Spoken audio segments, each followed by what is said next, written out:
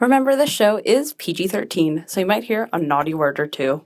Norbert's is having a sale on Ninja Obstacle Course stuff this month. Go to norberts.com for a 10% discount on anything with the code GymCastic. Norberts are also giving away a $50 Norberts gift card that can be used for anything in their online store. No minimum. Just follow Norberts Athletic on Instagram and comment on their giveaway post. Today, we finally, Spencer, your dreams are coming true. We have a climate change awareness act in NCAA Gymnastics. Chuso is back again. Teams are refusing to participate in the judging oversight system. We're going to talk about that. In Corrupt or Correct, we're going to talk about the Florida-Georgia back-to-back with the Alabama-OU meet, which gave us whiplash, and we finally have a 198. It's almost like some places are like, judging oversight, what? Welcome to the #1 gymnastics podcast in the galaxy. I'm Jessica, and I'm here with Spencer from the Balance Beam Situation. It's January 27th, 2025, and I want to talk about the most important thing that happened in the headlines, obviously, which is Rylie Mundell, our savior, at Denver. They had a meet where you wear a ribbon for a cause, and everyone gets to pick their own cause because no one can agree on anything. But Rylie Mundell's cause was climate change, and she wore a climate change ribbon. So thank you so much, Rylie Mundell. If only the whole meet could be about that. But I understand that Denver has a car sponsorship, so maybe it could be electric. How about that? That's a compromise. But is her floor routine climate change themed? I think that's the true question. This is how, Rylie, this is how you make it last all season long. Like, do something really dramatic. Have your teammates set something on fire, like tiny pictures of LA in the background of while you're doing your floor routine. Yeah. And that's climate change. We need someone to do like a floor routine that develops throughout the season, like changes every single time to like the climate gets worse every meet. There's just a little more climate change disaster. Like the flood gets a little higher, and so that by the end of the season, it's just like Waterworld. I love this idea. I wanted to give you guys some news, GymCastic news. So we are no longer going to link to anything on Twitter because we don't support platforms that are owned by Nazis. So Blue Sky is where we are. Many teams have joined, including a bunch of college teams. Finally, we're really happy about that. And yes, you can post video there. So the GEC Conference, which includes Penn, Yale, Bridgeport, teams in the East, they confirmed to us on Friday. So if you're a Club Gymna member, you're on College and Cocktails, you got this news first. That they are not participating in the scoreboard. The chair of the GEC conference responded to me and gave us this quote, "The GEC declines to comment at this time on the decision not to participate in the scoreboard pilot program." Really painted a picture for us there. Thank you. I did reach out to the heads of the pilot program this year to ask, okay, well, what happens to the judges? So now, basically what this means is the judges at those schools' meets aren't getting an opportunity to be reviewed and get points, which are part of, hopefully, the system that will choose which judges are make it and are assigned. They're not chosen, they're assigned to the postseason meets.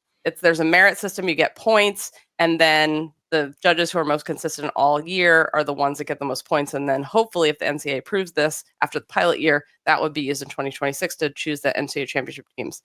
Not to choose the NCAA championship teams. But sorry. That was a Freudian slip about the past years of how judging go. The championship judges. Sorry. Choose the coaches. That would be good. Yeah. They're the ones that used to review the judges. Everything's fine. So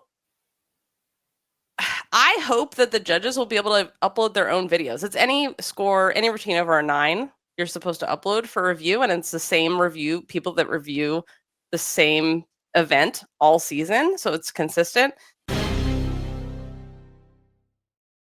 We have some breaking news. We already did the show, edited it, got an email from Casey Crawford, who's the co-chair of the Committee on Judging Issues, and she had answers to all of our questions. So The first thing is judges cannot currently upload their own videos. They can in other sports, but not in gymnastics yet, is what she told me. So for now, the judges who are judging at those schools that have opted out, there's nothing they can do about it. Schools who have opted out have not given reasons, but they are not required. They don't have to do it. That's not going to happen until hopefully the NCAA makes it a requirement. There are consequences though. So if you are a school that decides to opt out after 3 strikes, then your coach can't win Coach of the Year, for example. The other thing she told me about when I asked how this will affect the judges that are judging in those schools, how is it going to affect their rating? Like we talked about the rating system. The ratings are only, by the way, available to the judges. So no one else can see them. They're not public. The judges can check in like 3 times during the season, but other than that, they don't get it, just them, until the very end of the season. So Casey said, quote, "But this is an example of how teams refusing to participate can actually put a judge at a disadvantage and or set them up for less accountability. Every effort is being made this year to evaluate as many judges as possible to provide the best data," end quote. Casey also said that they currently have between 85 and 90% of the teams participating over the first 3 weeks. When I asked if there was anything she wanted the public to know or emphasize about the pilot year, this is what she said, quote, "We are not reinventing the wheel. So many other sports function in evaluating their officials this way. Baseball, football, even FIG gymnastics. We are one of the only NCAA team sports with subjective scoring who do not have a supervisor of officials. We are just trying to bring forth something we should have always had. Many people don't realize how much research and discussion we have put into many of the critiques out there, and we are on their side many times." I mean, let me just interject. Yes, Casey, you are on our side. We get it. We totally get it. She goes on, "We know this is a long-term project. It is not going to be perfect in year 1. FIG is on year 10 of their evaluation program," end quote.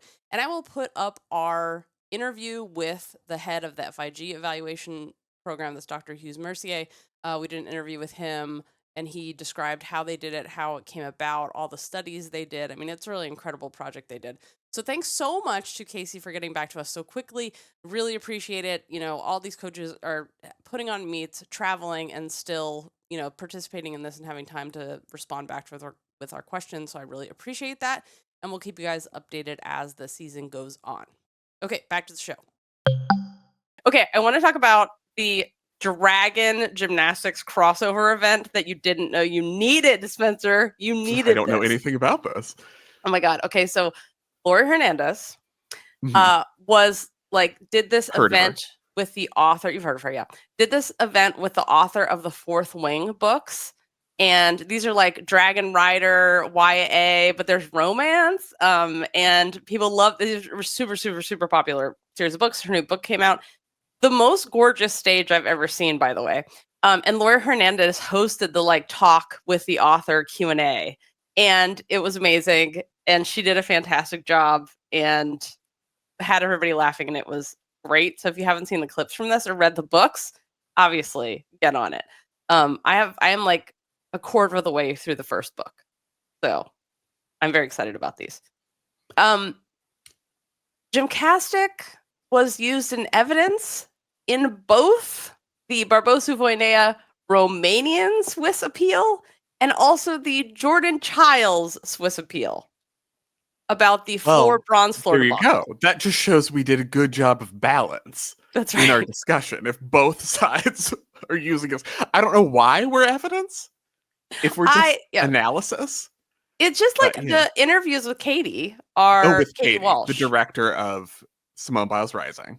Right, who that footage was used in the case to prove the timing issue. That the inquiry for Jordan Childs' floor was submitted before the 30-second limit. I think it's funny because I think we've made it very clear that the FIG are the ones that are at fault for this entire thing, and the gymnasts should have all basically split a 3-way bronze. But I thought you were going to say like split a cake. They all should have just gotten a cake and split it. Yeah. But so you read through some of the parts where they talk about this evidence.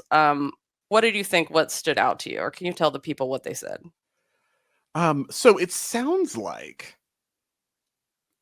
Jordan's team is trying to show that there's information from, it's referred to as ROS in the documents, which is Religion of Sports, which is the production company. So if you see the document that say ROS, they're talking about the documentary, that they could not have expected that there would be information here, so they would not have been able to present it originally. That they're trying to show, like, we wouldn't have expected that there would be, that this documentary would have something relevant. So this is why, we didn't have that right away, which is part of the issue, among the issues of the appeal and all of this, and who had evidence when, and who was notified about the appeal, and who was able to make an argument. And one of the things in the appeal is that you don't really have an argument being made in Jordan Child's favor, and there's information that came across later. And so what I get is that they're kind of trying to show that, like, the reason this information came across later, like the video footage that says, it wasn't over a minute by the time, Cecile got the attention of the person who was, in charge of review. We didn't know that there was an option to have that footage. And then we found it. And so then it was submitted, and, maybe not in a timely fashion or whatever. But I think that's a lot of the focus there. I think what's interesting about this is that we very specifically did not talk to Katie about how this footage was used in the appeal, because it's ongoing litigation. Like, no one's allowed to talk about ongoing litigation unless it's the lawyers who want someone to go and, like, spill the beans. So, which we've also enjoyed having the benefits of on the show. So, so the thing about it that's interesting is, like, I remember saying, and this is used specifically in the interview with Katie, it's so amazing that you actually got to be on the floor. And she said, no, I didn't get to be on the floor. I was not on the floor. I was behind this wall. A lot of the times I couldn't. She gave examples of times she couldn't actually find Simone on the floor. And they quote this stuff in the reply brief. But it's interesting that Romania is trying to use this and say, oh, GymCastic said you were on the floor, where she immediately corrects me and says, no, I wasn't on the floor. It looks like we were there, but we were not. So I think that's also part of the response is that, like, you can't use these because they're submitted in short excerpts without context. Yes. Yep. Exactly. And that's Also the whole thing. Context matters, which is, I guess, like, there's a whole fight about us that we didn't know about. It's basically, we're the most important part of this. We're this is the whole reason I'm talking about it. It's all about us. Yeah, and I remember one of the things you mentioned. You have to read this. One of the most important things I learned since I have a master's in library and information science and was a law librarian for 18 years, is one of the Harvard lawyers, when I missed something, said to me, the most important thing I learned in law school was read and read on. So you can't listen to one excerpt and take it out of context and miss the rest of it, which is, I think, what social media is based on and most outrage in the world. So Romania, write that on a little sticky note like I did and stick it on the top of your computer when you're filing these things in the future, because it's important. Because I would like you to have a stronger argument, and this isn't doing it for you. Because really, the whole thing was a mess and everyone should have a medal. But the Katie Walsh interview is not the evidence. So, other news that I want to talk about. We do have an Ella Zirbes update. Yes, Ella Zirbes, Utah gymnast. 2 weeks in a row, we saw her on floor sort of lose her breath and kind of have to stop in the middle of a floor routine. If you haven't been just in case you haven't been following it with intense attention, a refresher. Yeah. So she posted on her TikTok that she posted a picture of herself like, and it says, when my nervous system doesn't know the difference between competing a routine and being held at gunpoint. And this makes sense. Why, if she's not having this problem in practice, and they're like, you're fine, you're going to be fine. And then it happens while she's competing, nervous system regulation, it's difficult. It's a funky situation, as Spencer and I can both attest to. And sometimes it backfires on you when you really would rather it didn't. So we wish her the best, and I'm really glad she has a sense of humor about it too, because yeah, it can be super, super frustrating. I want to But talk. we don't have any sort of updates about, is she going to be back to floor competition? Yeah. There is a fight going on. You guys, one of our favorite subjects to talk about here that's not artistic gymnastics is when there is Russian rhythmic drama. Because if you're not aware, Russian rhythmic when isn't there? gymnastics, it is always a drama. It makes us feel better because you found a sport that's even more of a mess than artistic. It's so much worse than anything you could ever imagine about artistic gymnastics.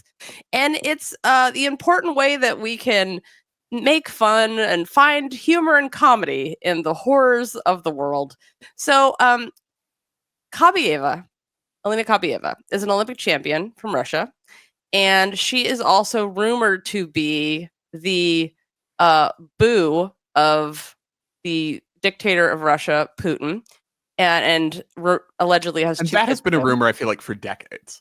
Yeah, I think it's been basically a long time. Just in case, you know. Yeah. And Irina Viner is the head of rhythmic gymnastics, and she also is married to one of the oligarchs that runs Russia. He's one of the guys who had like his mega yacht seized when all of the NATO's basically decided to sanction Russia because of their invasion of Ukraine. So she's basically a documentary about how horrible Irina Viner is and how many how many awful things she says to people. Yes. That's my summary of that documentary, which the title is escaping me if that's what you were about to ask me. Yes. So what is it called? I don't remember. That's what I was saying. I interrupted your question because I was like, I could tell you're about to ask me what it's called, and I don't remember. Fact checker can look it up. The Olympic champion, Mamoun, it's about her journey, but basically it's about Viner screaming obscenities at her from a hospital bed, and somehow she survives it. Anyway, so there's a fight going on right now between Kabayeva and Viner, and Kabayeva has basically started her own rhythmic team. And is like, oh, Viner, you thought you were in charge, but now I'm going to be in charge. And this is like a coup in rhythmic gymnastics. Over the Limit is the name of the documentary. It would be and like, it sure was. If Bulgarian gymnastics invaded Brazilian gymnastics and decided to take over. This is the level of coup that it is. And it's such a dramatic nonsense insanity. I can't tell you how happy it makes me that this is happening, because it would be so great if there was a power shift, but I don't know if this is the right direction of a power shift. It's like a Venezuelan telenovela, rhythmic gymnastics at all time. Everybody knows the Venezuelan telenovelas are the best ones, you guys. Days of Our Lives, please. You could never. People are mad at Livvy Dunne, and we're going to talk about this, but let's talk about what she said first. Sure. Do you want me to read it? Yes. I'll just read it and then we can go through. Yeah. Okay. So Livvy said, I'm sitting here watching NCAA gymnastics and the empty seats are concerning. I care deeply about the growth in women's sports, especially in the NCAA. If you want fans to enjoy the sport and increase viewership, you have to look at what makes the crowds go crazy. People understand what a perfect 10 is, through the judges, and want people who do things that look great to be rewarded. Too many deductions taken at a judge's discretion feels the same as watching a basketball game that's constantly interrupted with penalties or a football game with flags on every play. You've lost me. At some point, it feels negative and loses the entertainment factor that draws the crowd in. The number of questions I'm currently getting from fans about the scoring is significant enough for me to share this concern. I love the art and intricacy of gymnastics, but let's get more eyes on the sport. This is not about LSU, this is about the sport. I'm in my 5th year and have an audience of casual fans, so maybe I'm in a unique position to see what's happening with fans differently than people just looking at attendance numbers. Fans are confused. I also spend time raising money for female athletes and will always advocate for athletes. Making changes that can impact the entertainment value will affect athletes financially as well. Female sports in the NCAA have to focus on building crowd engagement to continue to get revenue support for the athletes. So, there's a couple things about this that I think that sometimes what's interesting about gymnastics is like the athletes sometimes aren't the most informed about the history of the sport, which is totally understandable because the athletes Olivia's an elite. She had no time to be like reading Uncle Tim's website and learning the full history of all the shenanigans in gymnastics. So I think what's interesting about this is she's echoing the sentiments of what, like we talked to Justin from Cal, the co-head coach there at the first meet of the season. And he also said, like, you know, if the judges are gonna, he didn't say this, but his sentiment was, if the judges are gonna actually follow the code finally, and then he said, we might need to educate the fans. And I think this is what we've been trying to do constantly is tell people, you know, this system is in place now, the scoreboard, to evaluate the judges. So the judges are supposed to be finally empowered to use the code of points that they're supposed to be using, which has not been followed in NCAA gymnastics forever, since the very first NCAA gymnastics meet, as Greg Marsden will tell you. It's still not being followed. Yeah, and it's still not being followed. We have a Florida meet to talk about later. Yeah. So, I mean, and the thing about her analogy, I think, falls short here. Well, I understand her sentiment is like, we need to tell the fans, oh, the rules are being enforced finally. That's what people need to be told, kind of. They're trying to enforce the rules finally. But it falls short of her analogy about other sports, like, doesn't really work, because it would be more like if there was a goal scored in another sport, but the commentators were constantly saying, or no, if it wasn't, if the goal, let me hold on. I don't think someone's in a position to be criticizing Livvy's analogy if this is the quality of your analogy. I can do a sports analogy. Hold on. I've got this. Right. I've got this. I'm waiting. I'm ready for it. The ball sport goes towards the goal, doesn't make it in, and everyone can see that it doesn't make it in, but the commentators and the referees all say that was a great goal, and the referees are like, it's a goal, and they're like, you know, it was so pretty, that was a great job, you know, a little outside of the, you know, maybe not quite right in the goal, but it was definitely a goal. That's been the reality for way too long, and that continues. Like and you can speak to that too, Spencer. You've talked about that so many times about how commentators are afraid to hurt the feelings of the gymnast, while it has nothing to do with the gymnast. Or get yelled at by the coaches, which happens. Say that one more time. Or get yelled at by the coaches afterward, which happens. Because in the past, or the coaches... Like, maybe coaches campaigning for them to be fired, which has also happened. Because the coaches used to be the people that reviewed the judges, which was what the whole system is trying to change. So I feel like there needs to be, I think, you know, one, tens don't make fans. There needs to be education to the casual fan that, like, there was never a person assigned to managing and ensuring the judges were doing their jobs. Literally, you guys, it's never happened before. This is the first year. This is why the scores are actually coming more in line.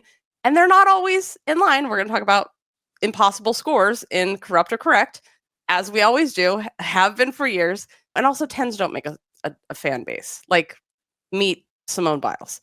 But I understand that it's a shock for people that, like Livvy, who've been in the system and are used to the judges not following the rules, to be like, wait, why am I getting a 9.7 and 9.85 when I used to get a 9.95 for the same routine? So, and Michigan State just had a record crowd, by the way. And so did LSU. Yeah, I think it doesn't.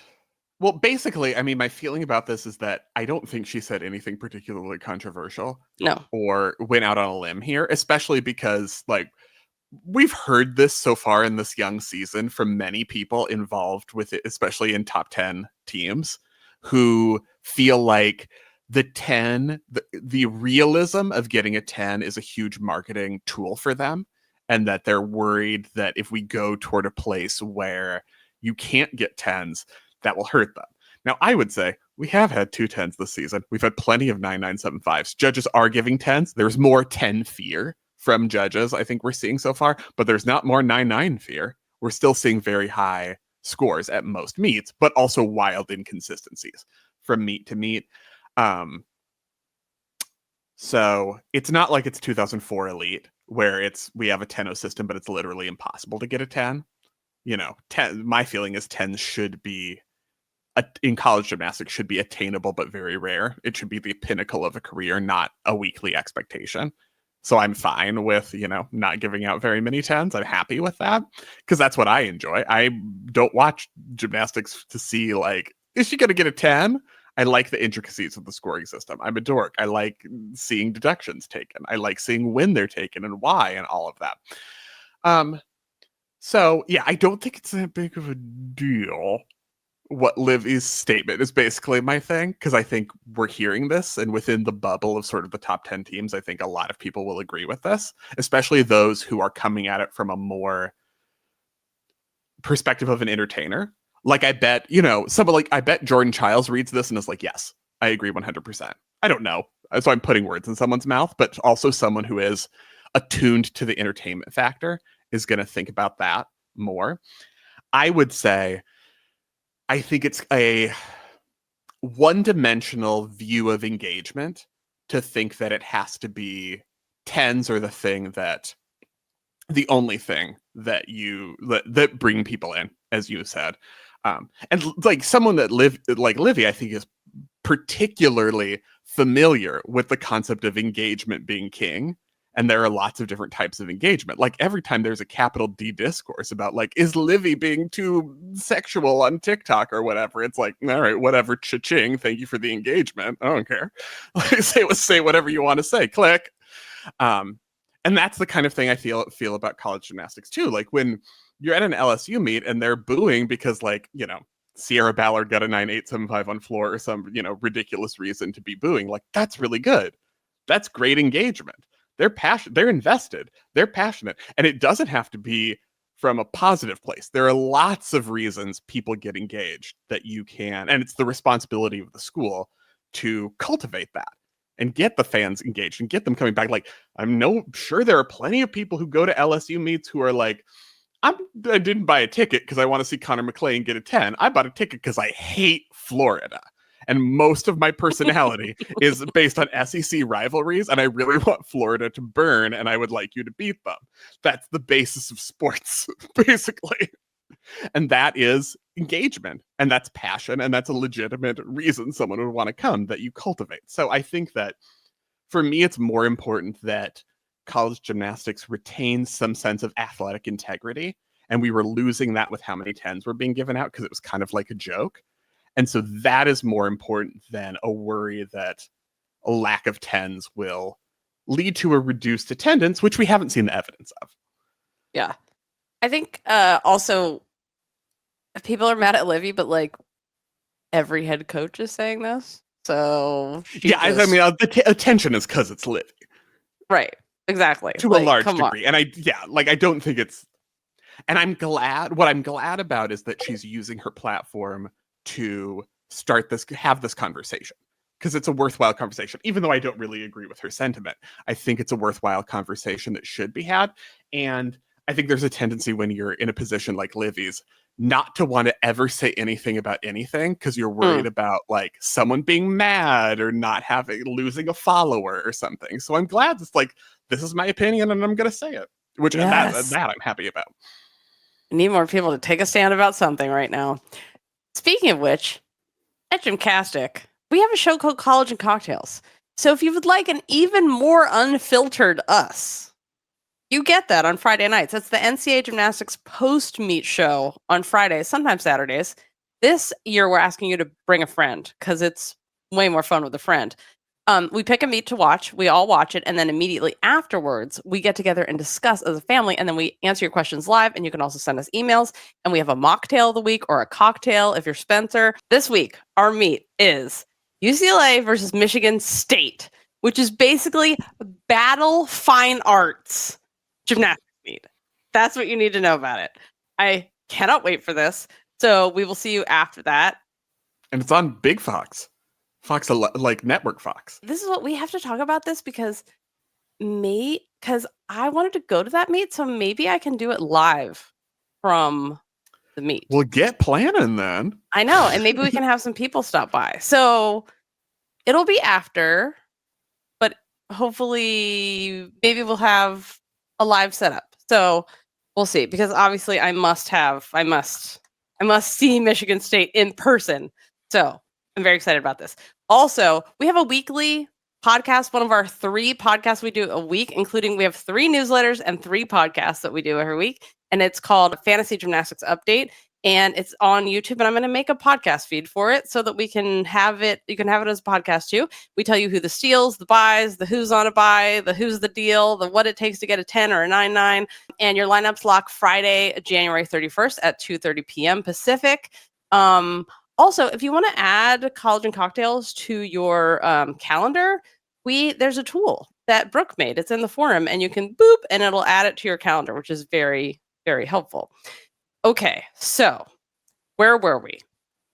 Oh, the other thing I'm going to tell you guys about is it's not a good look. So, Annalee and Jiani Wu got suspended by Safe Sport, and their gym started a campaign, or a gymnast started a campaign. I don't know who started the campaign of It's Not True hashtag, and Annalee reposted all of those.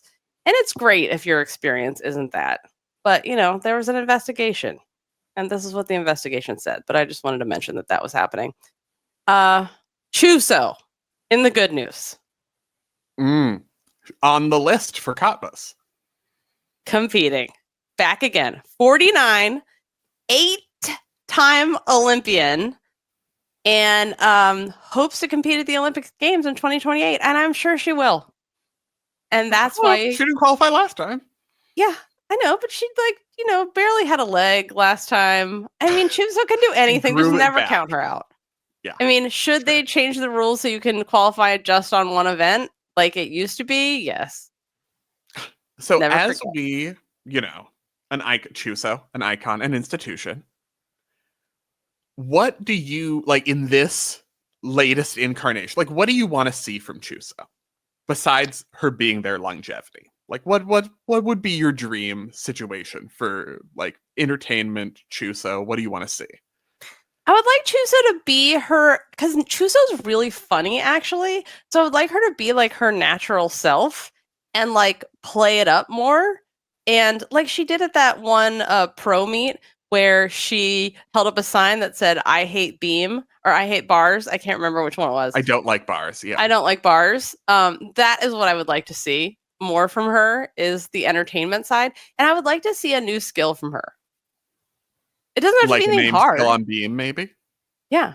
She has vault bars floor. Eponymous skills, doesn't have a beam. Finish the quadfecta. Whatever that's called. How about you? Well, that's what I was gonna say. I want to see a beam skill. She's registered for vault and beam at Katbus, so I'm ready for a crazy beam. What skill do you want to see from her that is like a power skill that she could do that hasn't been done? Ugh, everything's so taken. I know, it's so rude. I feel like there's some just like standing insanity that she could do. Standing side flip. I mean, the hard thing is it has to be at least a C. Because like she could come up with some weird mount that no one's ever done before, but I doubt they'd give it a C. A front full mount. No one's done a front full mount. Right? Oh God. I don't think so. That would be nuts. A front layout step out? That would be terrifying. That has to be a C. Oh, that would be more. Because Zacro. I'm saying like she could do some press handstand thing that looks cool and they'd be like, A. I think a handstand hop half is a skill, but not a hop full. Oh God, that seems talk about seeming hard. Yeah, but I mean, she's, not a normal human being. She does have the hop full on bars. Yeah. That's a Chuso already. So I think a hop full is not a skill on beam. I think it's only a half. Because obviously this is one of the things that I tried forever and was like, that's terrifying. Yeah. Never trying this again. Going back to trying a backspin and removing all the skin from my lower back. There is like a triple backspin. That is not in the code. Yes, a triple backspin. She could do it. Because basically you just need insanely strong abs, which is why it never really worked out for me. If you speak German or Spanish, Spain Spanish especially, there is now a German language podcast called Perfect 10, and there's a Spain Spanish podcast called Gymnasia Magnesium, Magnesium, and check those out. Or if you just want to keep your skills up in those languages. New to Blue Sky, so Blue Sky, it's like Twitter but without the Nazi leader. Have you mentioned that before? Yeah, I think I have. So the big difference with Blue Sky is you can control it. So it's not like an oligarch who's started the platform just to influence an election and then ruin the whole thing. So it's like your email. So you can go to Gmail and you can add like an Apple mail or Outlook mail or all those stuff, or like a podcast, like an RSS feed. Basically, there's RSS feeds for like all the stuff you're interested in, and you can just file like bodega cats or cats of whatever, or gymnastics, college gymnastics. Like there's feeds for all of that, so you can pick what you're following. You don't just suddenly open it and you see like a car burning running into a building. So that's what I like about it. So Oregon State's on there. Shout out to Oregon State. Blue Sky is looking to advertise. Jessica's already written your ad copy for you, so you're ready to go. I'm here for you. Oregon State, I think they were the first college team, and I think we should reward them for that in some way. Michigan men are there. The reward Arkansas, is Jade Carey. They already do have. That's reward enough. Arkansas, Cal, Washington, Penn, UNC, Minnesota. Big Ten is on there. College Gym News is on there. USAG, Jade Carey, again, right from the start. Jordan Childs and more. Greg Marson put together a starter pack for your set. That's like your RSS feed of what you want to follow. So those are our recommendations. Follow-ups from last week. Okay. Last week we had a very long discussion where I was trying to describe Helen Hughes Valdez full turn. And I finally got to Valdez, but it was and I was like, what's the reverse of a Healy? I could not remember. Thank you to our listeners. It's a Diamidov. It's basically a Valdez Diamidov. Men's gymnastics terminology. I know. We need, who are those named after in women's gymnastics? That's what we need. I'm naming it a who. It's a who. It's a who dat on beam. So basically it's a kick, sit on your butt, kick over like you're going to do a bridge, and then you do a full turn on one hand and then step down like a walkover. It's gorgeous. And Helen Hughes Valdez Diamidov on beam. The other thing we were talking about is how we should have a radar gun.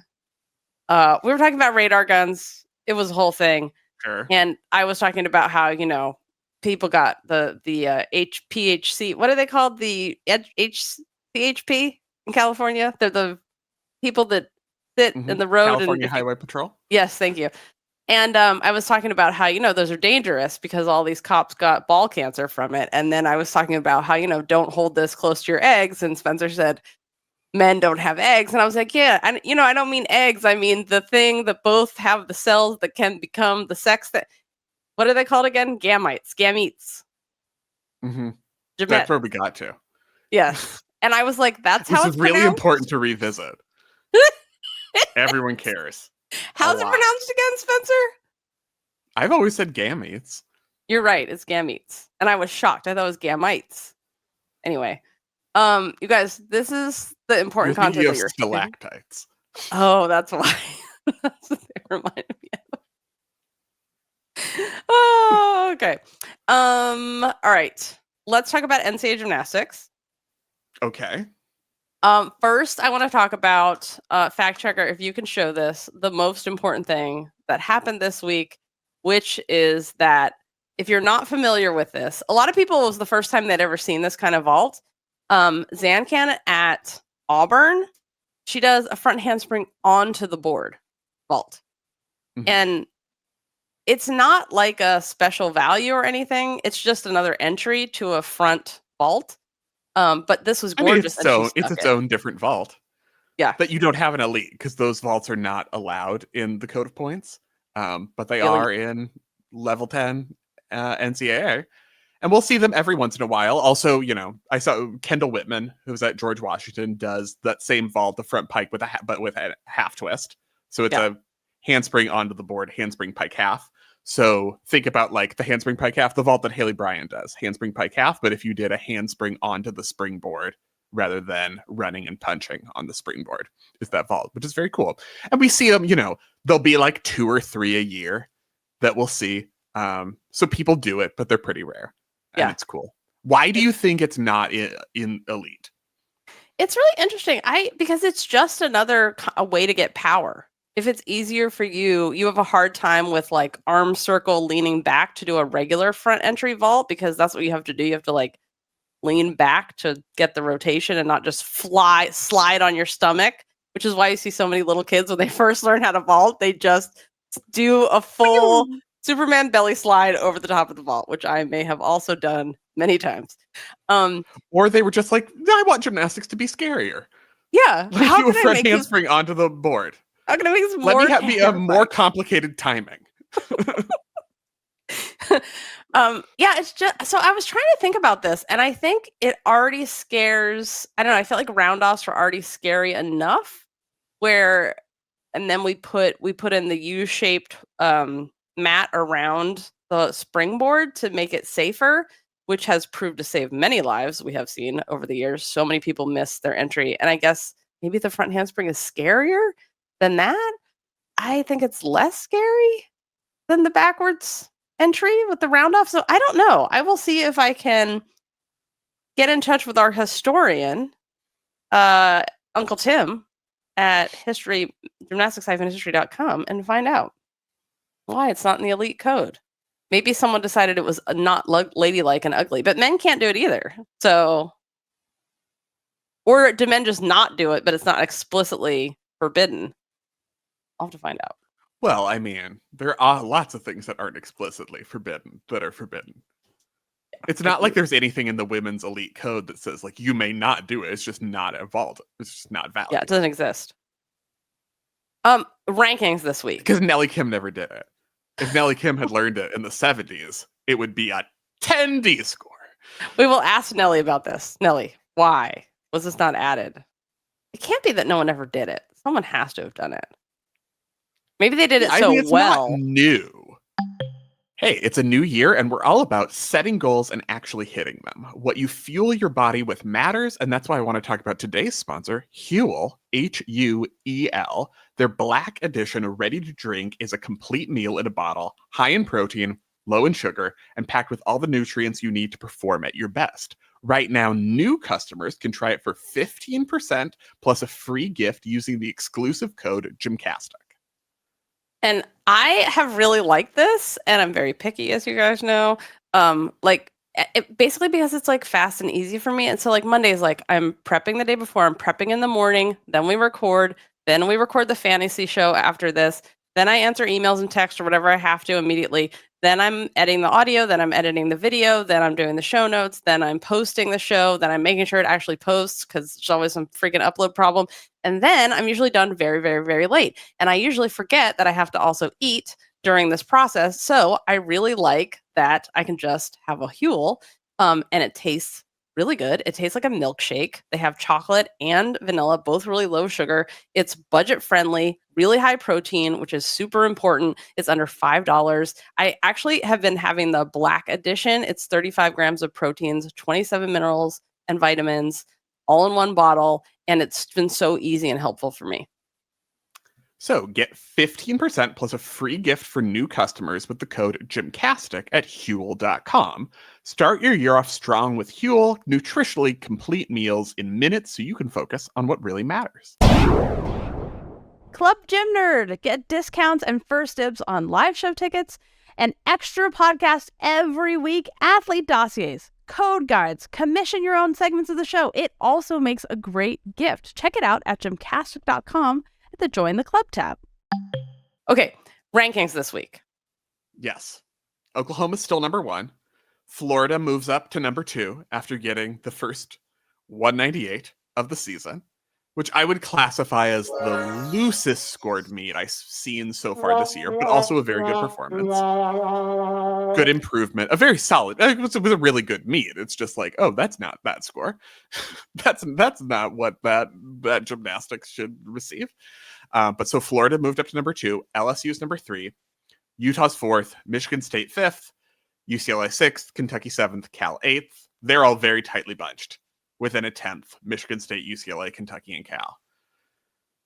Most importantly, the highest scoring team rankings. Yeah. Would put So Florida in 4th, first because they got a 198. Yeah, which is, and then Utah would be in 3rd. LSU would be in 4th after their loss at Arkansas. We're going to talk about that. Oregon State 5th, then UCLA and Michigan, and then Minnesota in Michigan 8th. State. Not Michigan. Michigan State. Green Michigan with the dance.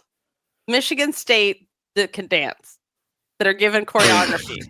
That, not Michigan, who are suffering under a regime of, why should we care about dance? We won without it. So there's that. Jade Carey, still number 1. In the average and the high, she's still number 1 with a 39.8. Jade Carey. If you're looking for deals that you might not have thought about for fantasy, Homachillo. Muscle. Homachillo? We're not saying Homacio? Well, is it Italian or Spanish? You'll have to get a German call. Okay. Call the scoreboard. Can you please review my pronunciation of this last name? Please give Nebraska. me points for my pronunciation. Oh, Jessica's not making the postseason. You're not getting a postseason assignment with that. It's a 995 average on floor. She's ranked number 1 on floor right now. So there's your steal. She's not in the league though. Oh my God. Fact checker. What are you doing with this fantasy league? All right. You know what? Okay. It's good to know for next time. He can't be expected to do everything, Spencer. He's already doing so much. Okay. Let's talk about some of the big news meets. Yeah. In college gymnastics, because we had a pretty unexpected upset, I would say, which is LSU went to Arkansas. Arkansas won. LSU had a lot of unexpected mistakes from people who had been nailing it so far this season. Like Aaliyah Finnegan had a couple errors, and she's been like on fire through the first few meets of the season. Kaylin Cho had a weird leapy trip on floor, and she's been, had no time of like, I'm a freshman and I need to adjust to the college experience. She hit the ground running, but had a kind of an off one. And Connor McLean fell on beam, which is like, a pretty easy routine for her because she's Connor and beam, and anything that doesn't have like a full twisting layout is an easy beam routine for her. So she had a large error on beam. There were just lots of weirdies for LSU in this meet, enough so that a strong Arkansas team, who probably wasn't going to beat a hit from LSU, but is a strong team, that was enough to open the door for Arkansas to win. So we have some, if wins and losses mattered, we would have some interesting things going on in the SEC, but they don't, so it's fine, and you drop half your meets, so this has literally no effect on LSU's season whatsoever. But, because they're going to drop a 196. When we get to NQS. Loved seeing Arkansas in the big arena where they should be, just like Michigan State was in the big arena, where I've just been like, there was a bigger arena this whole time. Why is gymnastics not always in it? Also did enjoy that Aaliyah Finnegan finally got to join the ejected from the floor club, the Russian eponymous Kyla Ross club. Because one of my favorite floor falls of all time was Kyla Yesela when she just got spiethed off the floor. In a frog position onto the ground. And then that kid at the Woga Classic, the Russian girl who just flew into a plant, which is why you shouldn't have ferns next to the floor. Oh, you going to talk about that? Because we had a gymnast get ejected into an obstacle. Yes. This week also. I want to show this. Later if you want to. Oh, no. Okay. From LIU, Raphaelle Perreault did a great, gigantic, enormous handspring pike front. Maybe surprised herself with how enormous it was. And just flew into a stanchion and into the stanchion ribbon, and then rolled on her side and took a stanchion out, and then sat on the ground like, oh my God. And no one stepped in to help her. Like, there's a security guard looking person standing by the wall right next to where she fell. Didn't help. The coach, someone's sitting help. by the wall. Yeah. The coach is not really in a position to do anything about that at that point. Well, I was talking about standing the there guy. and the gymnast like was barreling past you, and you're like, so that's something I saw happen. I'm talking about the guy standing next to the wall, not the person sitting on the floor. Okay. That person is way too far. But that person did put their arms out from the sitting position on that was floor. very Kim Zmeskal that time. Trinity rebounded so high, and she was just like 30 feet away and put her hands out like she was going to catch her. And it was like, Kim, you can't catch her. I love her reaction afterwards, where she just stood up and saluted from the hardwood floor, and then was just laughing. And I'm like, this is just an icon. Thankfully, she seems fine. But what are we doing about like a safety concern situation? From a safety concern situation, because you probably shouldn't have like a metal pole where a gymnast can vault into it. Yep. And I understand. At least do what they do at Utah, because like Utah is kind of a scary setup because it's not the biggest arena floor space, and you're kind of vaulting into the wall. But they'll have someone holding a mat there. I also I understand that the coach needs to stand like on the side to make sure the mat doesn't slide. So a lot of times you'll see coaches or teammates stand at the end and put one heel foot on the mat so it doesn't slide forward. But would definitely, and I understand they have the stanchion there so people don't come in the arena and walk onto the mat. But yeah, perhaps a human would be a better barrier than a metal pole. Also a beautiful vault. Huge. Yeah. As you mentioned, huge. Great. As you mentioned, fantastic distance. She can't be contained by this nonsense of stanchions and mats. Her vault is bigger than that. How many times do you think Alicia Sacramone did this in practice? Just flew, and Simone Biles just flew off into another world. It happens. Continuing but with probably not that often, because they're like, I'm not landing that on a hard mat. I'm doing this into a pit and then see ya. Continuing with the opportunities for comedy this week. The geniuses at Eastern Michigan. Not Michigan, Michigan State. Eastern Michigan. There are a lot of Michigans. The greenest green of all the Michigans. But a lighter green than the Michigan State green. That's right. Because Jessica notoriously loves Michigan State, but hates that green. I hate the green so much. Institutional 70s green. So look at this. They posted on their Instagram. They had a Golden Girls meet, as in the TV show. The first annual. That's correct meet thing. I love this so much. They ran in with cutouts of all the characters on the show. They had giant stand-up cardboard cutouts of all the 4 women on the show. It's the greatest theme ever. It's hilarious. I am so excited for the next time they do this and for the remaining living characters on the show to participate. Who's still alive? Yeah. Oh wait, isn't Blanche alive? Nothing could take out Blanche. We'll see. Someone will tell us. I'm sure we have. Can tell us if Blanche is still alive. This is the important work that Fact Checker does. Besides production, doing a whole extra podcast with graphics for us, the League one, and writing in the newsletters. Let's get the Blanche information, like the real important stuff. Okay. Also, I want to give a shout out to the Oklahoma. Oh, all 4 are dead.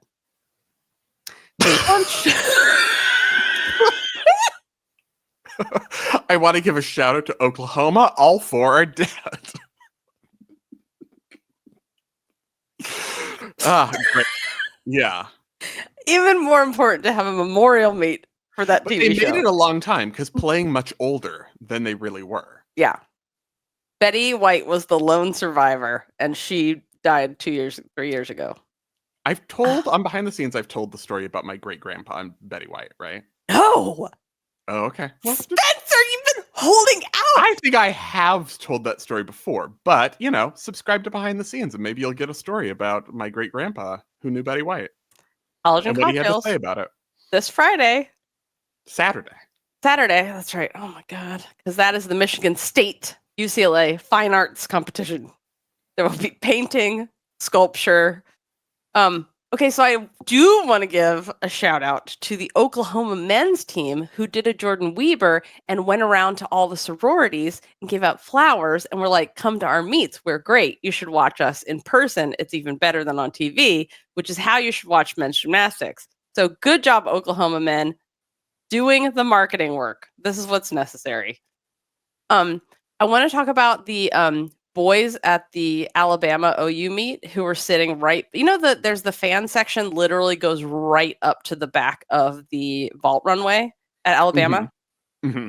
So you're standing there ready to vault and there's literally people sitting inches from you. Yeah, they're very close at Alabama. Yeah.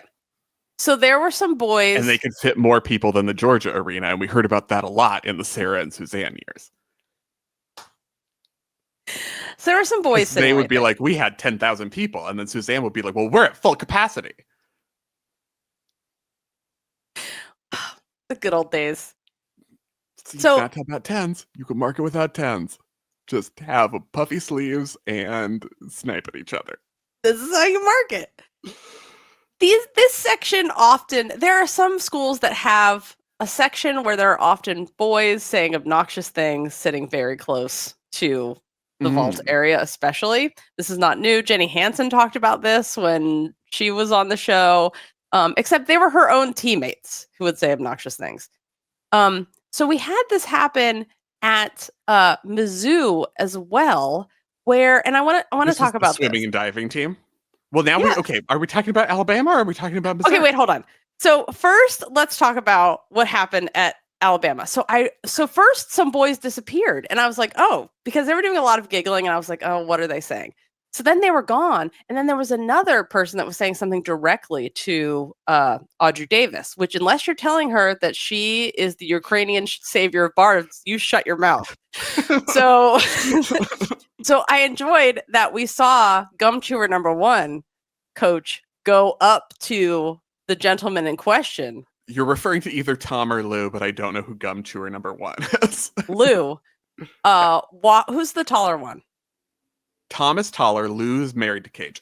Tom, with his hands behind his back, walked directly up to the gentleman in question and had words with him. And Faith Torres's eyes got as big as grapefruits. She was like, oh, that guy's in trouble. It was my favorite thing, was just looking at her reaction. She loved it. She turned into a 90s sitcom audience and was Yes. like, ooh. I loved it. Like, do your fan thing, but expect to be confronted. And so now I want to talk about what happened at Mizzou. So can you describe what transpired at the Mizzou meet? Okay, so this has been very controversial, and I want to know what you think about it. Because it was the swimming and diving team, the men's swimming and diving team was there in the student section front row during Kentucky on Beam and was, I don't know, thumbs downing. I didn't have a problem with it. Some people had a problem with it. I was don't go to an away meet then. Yeah, I mean, I think there is, the gymnasts train for distractions exactly like this. So they train for some boys to stand up, take their clothes off, only be in their Speedo, and then yell at you. And they if you see them training for beam, it's like people run underneath the beam. They have their throwing things all across sorts the of beam. Teams have different distraction training. Yeah. So they're trained for this. There is a point where it becomes more, if it is saying personal nasty things about people, sure. Personal attacks, that's not okay. A thumbs down, a standing up in your Speedo, or anything sexual is totally not okay. But I think this is standard college stuff. I would have to know more details about exactly what they said, if they were saying things bad. But this, from the looks of it, it looked like just a college common situation. But I think it got to the point, I did hear from one person that it got to the point where the Kentucky coach went over and talked to them. So there must have been something more than just being obnoxious. that went on. Yeah. But in general, rooting for the opposing team to fall is acceptable. yeah, it's a normal sports thing. It's almost like in sports. This is what gymnastics is not used to what happens in the sports. No, gymnastics is not used to being a sport. Yeah, it's like they have to get used to this. But this is how fans work. And also, wouldn't you rather they were actually watching a routine than sitting behind newspapers? Like the falling asleep in newspapers, I think is rude because you're missing out on great gymnastics. Like do your whole rude stuff, but like you're missing the great gymnastics. There was a complaint that they were right in front of like the kids section. And so, and I was like, well, this is what swimmers look like. What are you going to do? Giant boys blocking the view, though. I do have a problem. Oh, well, blocking the view, yeah. It's unacceptable. Even Spencer will slump in his seat so he does not block people's view because he is also 100 feet tall. I try to. Yeah. Corrupt or correct? Oh, yeah. We haven't even talked about Florida yet. I assume that's going to be the theme of this section because that was quite a ridiculous scoring situation. Although not the only one, I will say. If anyone watched the Iowa-hosted Minnesota, the vault scoring, I was like, what are we doing here? We're only deducting for landings, and that's the only thing. I want to know from judges if there's something in particular about the Florida vault, the spot where they seat you that is stuck right in. Is there a reason this happens so much at Florida? Like from judges, there's something we don't know because this is like Spencer. After we watched Florida Georgia, then the Oregon Auburn, Spencer was like, all the judges and the scoreboard need to watch these meets back to back and explain these scores. So let's start with Sloan's vault. Yeah, well, one thing I will say about that is Florida has rearranged the arena setup this season. So the events are in different places. So the judges are in different places, and it's not like it just started this season. But yeah, so we talked about Sloan Blakely's vault because she did a Yurchenko 1.5, huge vault, walking step forward, like normal walking pace forward. And one judge went 9.95, but that normal walking pace has to be a 0.1 deduction. So that's not a possible score. Mandatory 0.1 deduction. The 0.05 is little movement, small scoot adjustment kind of thing. It's not a walking step. A walking step has to be 0.1. And one thing they have done this season that I really like is institute a 1. You can also do a 1.5 for a step. So there's like a mid-range for hops. You can take a 0.15. You can take a 0.05, a 0.1, a 0.15, or a 0.2. And I like a 0.15. This is not a 0.15, but it's a clear 0.1. It's not just a little boop, but it's not like a giant hop into the next state. It's a 0.1, and it has to be a minimum 0.1. So 9.95 would be an impossible score for that vault. And that's kind of informed the entirety of the meet, where it's like, this is at minimum the very maximum you could possibly justify / potentially an impossible score, which I thought we saw quite a bit on vault and beam in particular. So that brings us to, we had a request from a listener to look at the Kalia Lincoln Amari scores at they're on the LSU team. They were competing in Arkansas. Explain these scores. So the first is Kalia Lincoln. Oh, if we're being asked to explain the scores, sometimes I can't. Yeah, that's Amari Right. Drayton. This looks like Amari, yeah. Went 9.899 split for a 9.85. So the thing to remember about her vault is it's gorgeous, but she does take a hop back. It's a tiny hop, but it's a hop backwards and to the side. It is not a hop forward. So there's an under rotation that tells you, in addition to, she's coming in a little, this is a different vault. Now we're looking at Kalia Lincoln, which we'll talk about. But if we're talking about Amari Drayton, the first one, she's coming in under rotated, not under rotated on her twist, but under rotated on the salto. So you're a little short. She slides back. So you have things like dynamics, body posture, because you're not quite in the right position. a little short, sliding back. Her arms are pretty well extended on the table, but I would have a slight shoulder angle deduction there as well. Yeah. So it kind of adds up, and so 985 would be too high for me for that one. I think I'd want to live in a code where that goes 975, although that would be, harsher than most college meets are evaluated, but that's kind of what I see in 975 there. But if that is the mandatory deduction, the mandatory minimum deduction was not taken by one of the judges. Yeah. And yeah, the 9.8, at least the mandatory landing deduction, not to mention the other stuff. So that's an impossible score. That's one. Mm-hmm. So then Kalia Lincoln, what I would give her, looking at her vault, so she had bent arms on the table, very little. Leg separation, though, throughout. Her feet never come together. And then a big hop forward. I mean, a big hop. So I would say, in terms of the hop, just the landing, it has to be 3 feet to get to a 0.2, which I have an issue with in terms of I think that's too loose as a rule, but that is the rule. The judges don't get to have an opinion about that. That's the rule that they have to follow. I don't think that was 3 feet, but it's bigger than a walking step. So I think, like I was talking about, that 1.5 that you can take for landing, I think that's the appropriate deduction to the code, adhering to the code. I think there should be more taken, but adhering to the code, I think a 1.5 on the landing. But then you have leg separation throughout, which is an up to 0.2. I don't think this is a 0.2. It's not like a full straddle, but it's, not a small leg separation, and it's clear throughout. So I think 0.1 is justifiable. And then if you have, 0.5 for bent elbows, a little bit of bent elbows on the block. So it's adding up to more than more deductions than a 9.85. Yep. So both of these scores are impossible scores, and this is why we keep talking about, this is why Corrupt or Correct has been a segment for many, many years on this show, because there's constantly impossible scores. And so this is why the scoreboard is a great idea, because this is an opportunity to get everyone on the same page and be like, we want you to actually follow the rules. We want you to actually follow the code now and take these deductions. We're not doing the pretend college code anymore. Take the deductions. Or you could actually have a college code, but that's a bigger conversation. Right. Where you have specific deductions and not just up to.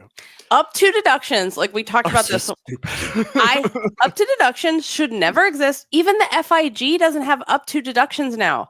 You should have there should be none of this up to a large step 3 feet. It's degrees, it's angles. If it's 20 degrees, it's a tenth. If it's 30 degrees, it's 2/10. Like, this is how we view gymnastics. It's easy to do it that way. That is what we want to see. This is how you get away from this objective versus objective nonsense. It has to go away. Follow up on our college and cocktails discussion about, is cowboying a deduction? So yes, cowboying is a deduction, but I wanted to clarify because I did not make myself clear on the college and cocktails. So I would like to defend myself now. So basically, someone's, bringing in someone else who doesn't know gymnastics to watch, and like, why don't the judges sit on all sides, meaning the front and back and the sides of the apparatus? And I was like, oh, there should always be someone at least on the back or the front. And one of the reasons is because you can always see like leg separation on something like a tucked flip, a cowboy, on a dismount, or on a mount, for example, on beam or on vault. You could see someone absolutely straddling in their Yurchenko entry. Nabieva's Yurchenko 2.5. Right. My favorite vaults of all time. The straddled flipping. Yeah. Oh my God. I recently saw a video, off topic, you guys stay with me. Sure. There's a gymnast in like the 70s that did a round off double straddle back off beam. Whoa. And I was like, this is genius. Intentionally? Intentionally. Intentionally, I will never make it. If even in a small ball in a tuck position or a pike, I will just straddle. And that is how I'm going to make my surface area smaller and flip quicker. It's horrifying because you're like, oh my God, you're going to land and blow out all your knees. But she did it. Very entertaining. and this is how rules against this kind of stuff get made, is someone does it perfectly once and you're like, someone else is going to try that and eliminate all their knee ligaments. But anyway, I digress. If there's someone at the front and the back of the apparatus, they can see things like cowboy easier than you can from the side. And that is why I think there should be judges on all sides. Spencer made the excellent point that you can't, then all the judges' deductions are not equal because there's things you can't see from the ends that you can see from the sides. And then I was like, yeah, this is why we should separate E and D, and the end of the apparatus, front of the apparatus judges should just be execution judges. The cowboy judges. Solve the problem, though. How do we capture those better then? If you want to do your judges on the ends of the apparatus idea, then their responsibility needs to be more like an out-of-bounds judge, where they're not giving an overall score, but they are alerting the judges who do give an overall score to a specific deductions that they are assigned to watch for. Like, you know, a series of colored flags for, like, you had a leg separation on your Maloney and your pack and your double front. So that's a 3, you have 3 deductions. So it's a purple flag or whatever, except not colored because that is not helpful to people who are colorblind. Like Spencer. Like but me. I love a colored flag. Colored coded systems should never be used because they are not accessible to all people. And you should have, if you're going to use colors, you need to have symbols associated with those colors so people who can't see those colors can also differentiate. I think what we should actually use is the heads of the different Golden Girls for each. Cowboy, it's Blanche. Everybody knows that. Betty White. It's anyway, yeah, they don't judge. You have a different shaped flag. And that's how you can tell what our sign doesn't have to be a flag. But yeah, they don't judge the same thing. They have a very we've once again fixed gymnastics. I'm sure we're the only people who've ever thought of this in the long history of gymnastics. Thank God we're here. What were your highlights this week? Because I have one that needs to be etched in the code of points forever. Well, we talked about Paige Zancan, who I think was my highlight of our featured meet that we talked about on College and Cocktails. Both her vault and her beam leaps execution were a highlight for me. Okay, a judging highlight for me, even though I'm sure the teams who participated in it will be mad, is that I liked the judging lens we saw at the Stanford Pitt meet.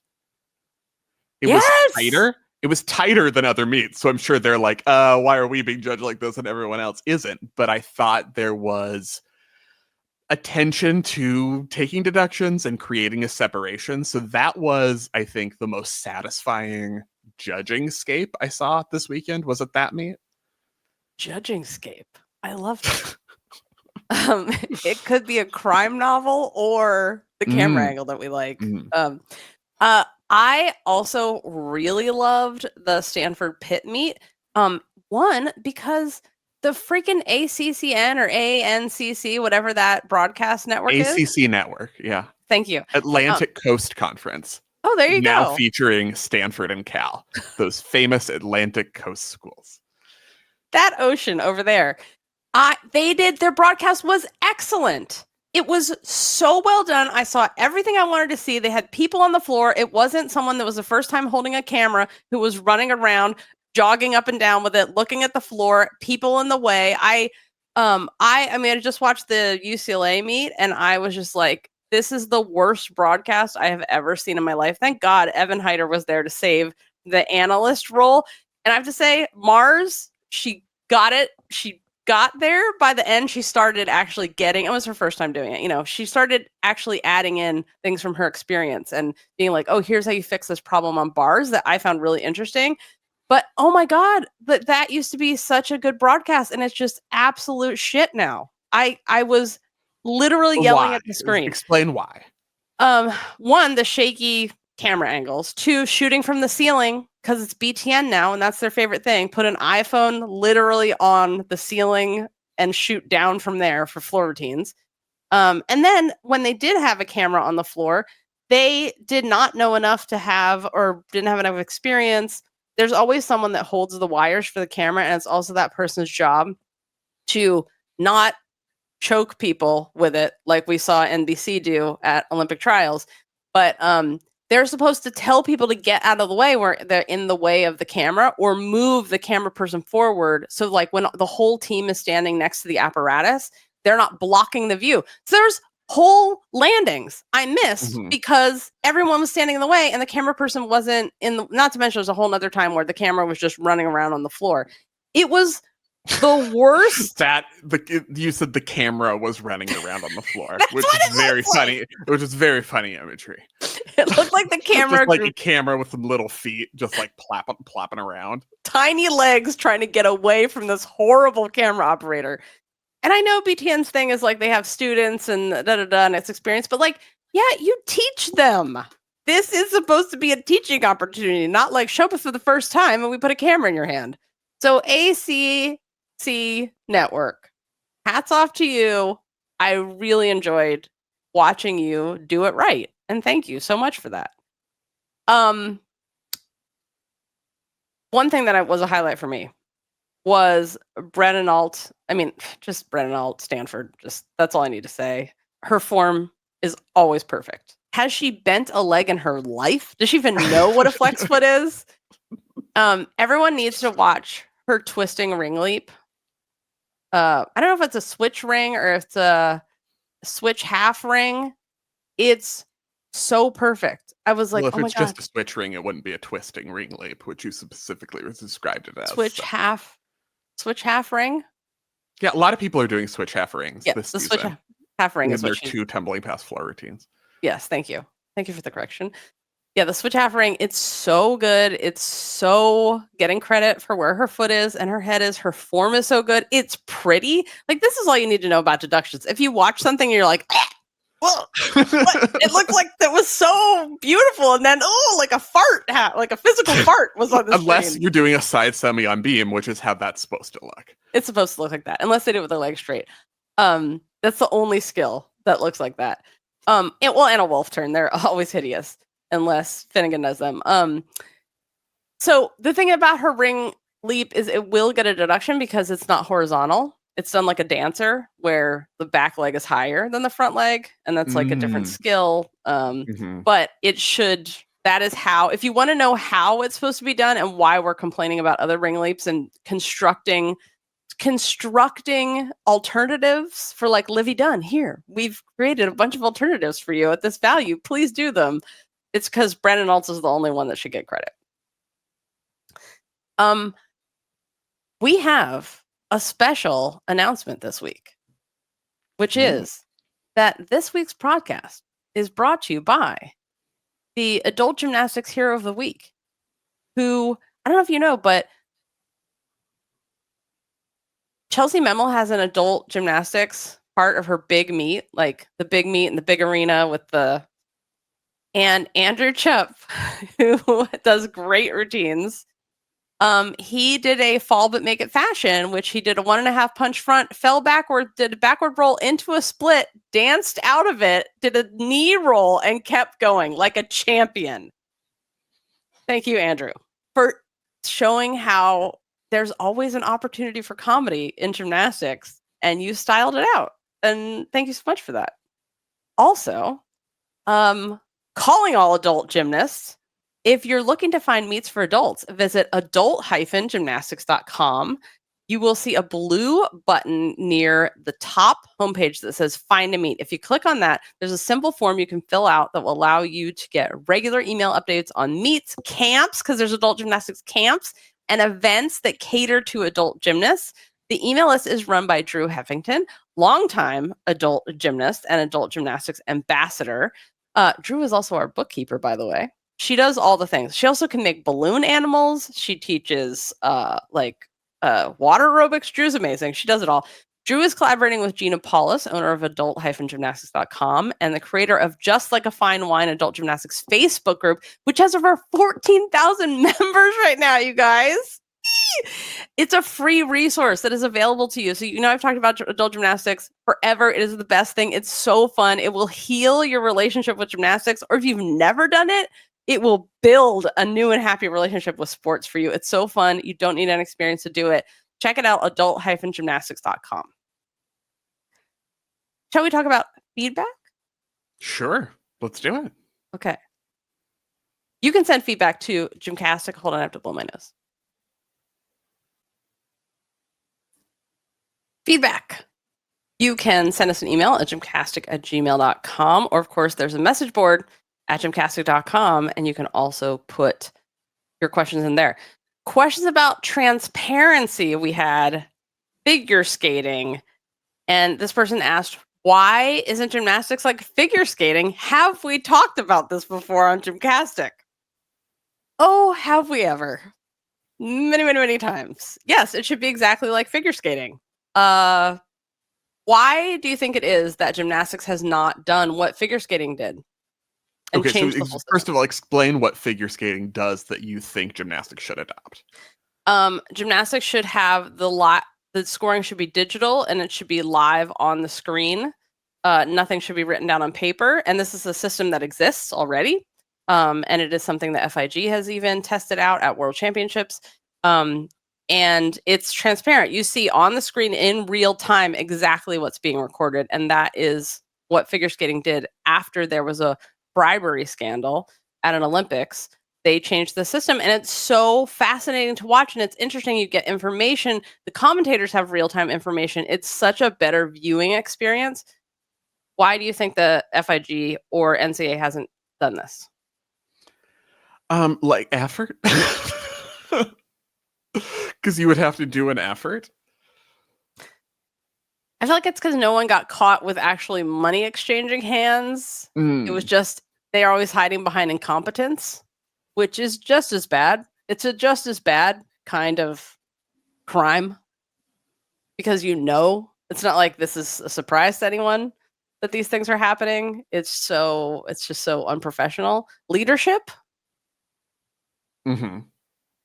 will, yeah, effort, all of that. Yes, exactly what Spencer said. Yeah. But they could be. And, there are plenty of people who have YouTube videos where they kind of show you the D-score of routines, and they're putting it up on the screen just as the skill is, as you see the skill, like, this fulfilled your acro series requirement, and you get the bonus for this combination. And that's all that's coming up. And you could do that. You could have that entered quickly rather than just a mystery until the judges tabulate everything. Emily at Flip Fly Tumble, find any of her platforms. She is a brevet judge, and she does this, and you can see her writing things down as she does it. Also, this would be a good streaming option for all of us gym nerds who are like, oh, I want to see this. I would pay my extra like $2 or $1 to see this in real time. Or you have it on the apparatus specific streams. And this is something like having extra streams for dorks is something they do in lots of other sports, where it's like normal people don't want to watch like the tactical cam, but like nerds do. Yes, there's a lot of us. Because, people in all sports, the fans are huge nerds, and we will pay for the extra things. We really, really like it. We want to know everything. This is how this podcast was created. We had a question about how to watch NCAA abroad, and we asked a bunch of our listeners, and they said basically YouTube the next day. But you can try with a VPN. Like if you can get someone in the US to give you a login, and then use a VPN. I like to use TunnelBear. Spencer likes to use Nord. Which one do you use? Yeah. Although I haven't watched anything that's required a VPN in a long time. There's so many out there. So out of it, but yeah. So basically you pick the country, you pick the US, and then that's how you watch with a VPN. But there's, so we've asked this question on our socials, so you can check it out. But #1 gym fan on YouTube, a lot of people said that's how they watch. This is how I find some stuff that I want to watch for replay that I'm like, but there's a bunch of people that do it, but it's really helpful because I can be like, oh, let me find this one thing that happened and get a GIF of it. So that's the way to do it. We answered this question on behind the scenes because we had just gotten the answer, but we had a follow-up to the individual qualifiers at the SEC question that we had. Are there going to be any? And the answer was no. Yeah, number 9 team in the SEC will not qualify to the conference championship and won't compete that weekend, and they won't qualify any individuals for the championship as well. So And then we none have for 9th place by, basically, is Yeah. the answer. which judge category question from Lydia. Okay. I loved listening to Monday's podcast, and you were going over the judges' test scores at the end. I don't know anything about what level 1, 2, 3 judges mean beyond what you said that category 1 means you can judge world championships. How does this whole thing work? Then you said some people retested and scored higher. How does that work? Can you take it as often as you want? Do you have to get special approval for a retest? Are these videos you have to score? I'm very curious about this whole process. Can you elaborate on that, please? I've never been much of a podcast person, but found you just before the Paris Olympics, and now I'm completely obsessed. My husband keeps giving me crap about my fantasy spreadsheet, but I am loving life. Thanks for all you do. Yay! So the categories, category 1 is the highest category, and there's very, very few. I feel like what did Hughes Mercier say? He's the data scientist who's in charge of making sure that FIG only has the best judges. He said there was only like 20 in the world because there's so few people that score that high on the FIG test. So it's the very highest scorers.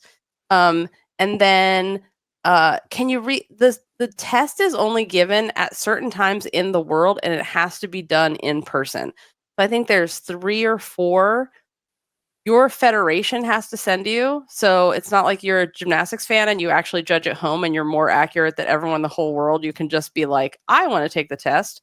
It doesn't unfortunately work that way, because I think we would have so many great judges if it did work that way.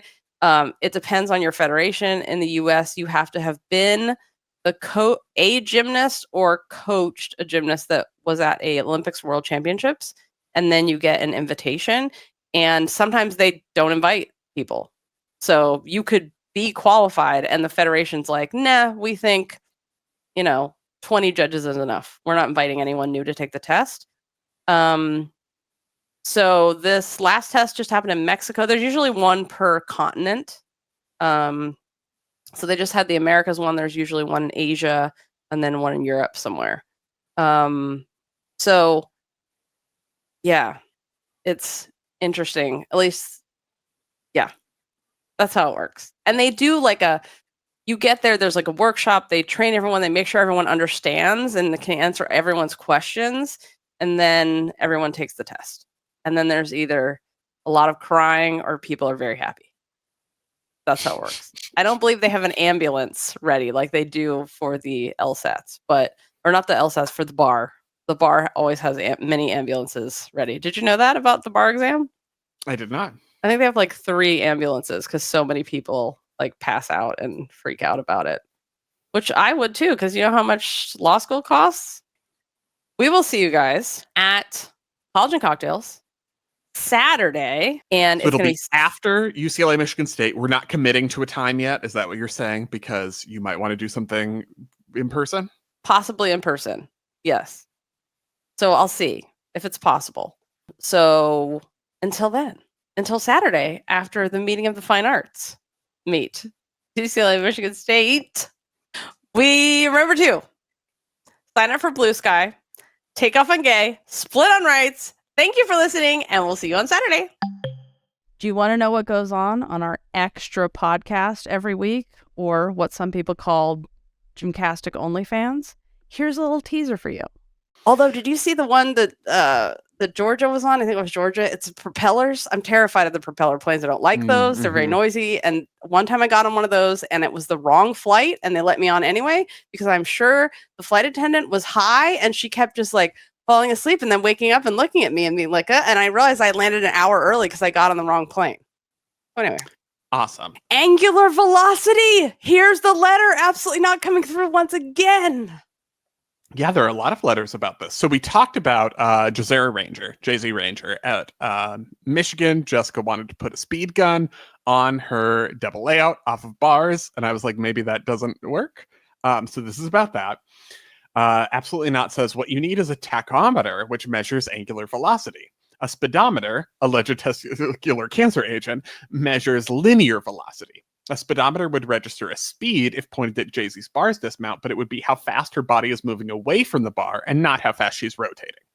A tachometer does not use radar like a speedometer, so it should be relatively safe to hold near your boy parts should that be something one is interested in doing.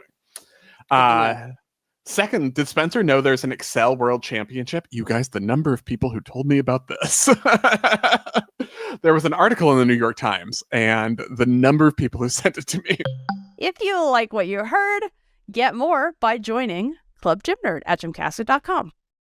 But in the very beginning, the judge who's now in charge of this all said, well, I would like an option for the judges to opt out. And it's like, no one should have an option to opt out of this. Like, can you imagine I hire you for work and then you're like, but you can't review my work or tell me anything about if I'm doing my job right. That's no, great. I'm opting out. I mean, this is actually how we work here at GymCastic, but